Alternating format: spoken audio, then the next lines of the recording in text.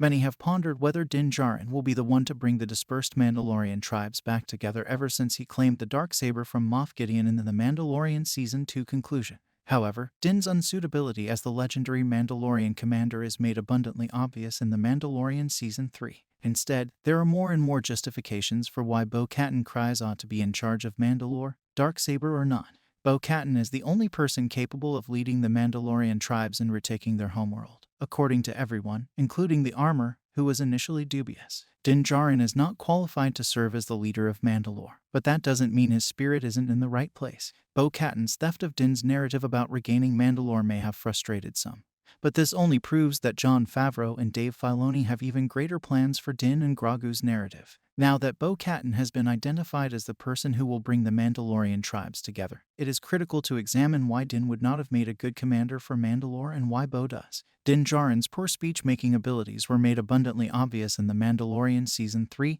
Episode 5. He makes some excellent points about having a better future for the foundlings when he addresses the Hidden in an attempt to persuade them to aid Greef Karga. But his listeners are not persuaded. Din lacks the ability to motivate his followers to take action, which is a crucial trait in a Mandalorian commander. Paz Vizsla's passionate address is ultimately what convinces the Mandalorians to pay attention to Din and Bo-Katan. Bo-Katan, on the other hand, has previously served as the leader of several Mandalorian organizations and is adept at knowing precisely what to say to accomplish goals. Bo-Katan changed her ties with the Covert when she first joined by organizing the operation to rescue Ragnar from the Raptor. Similar to this, she assumes leadership in the endeavor to free Navarro, delegating duties to Covert members with ease. When Bo-Katan speaks, unlike Din Djarin, people are compelled to attend. She is the only one who can persuade the Mandalorian tribes to leave everything behind and travel to Mandalore to see the Mythosaur. If his antics in the Book of Boba Fett demonstrated anything, it's that Din Djarin doesn't need the Darksaber. He cuts his thigh severely due to his inexperience with the weapon. He also finds it challenging to battle the Elamites while penetrating Mandalore's deep.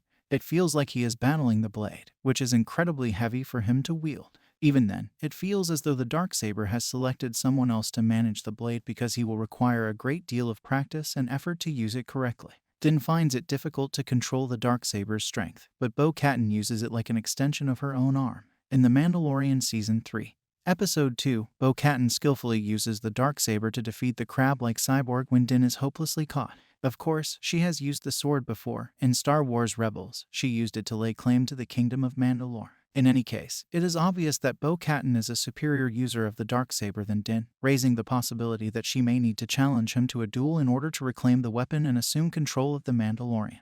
Thank you for watching. Please don't forget to comment, subscribe, and give us a like.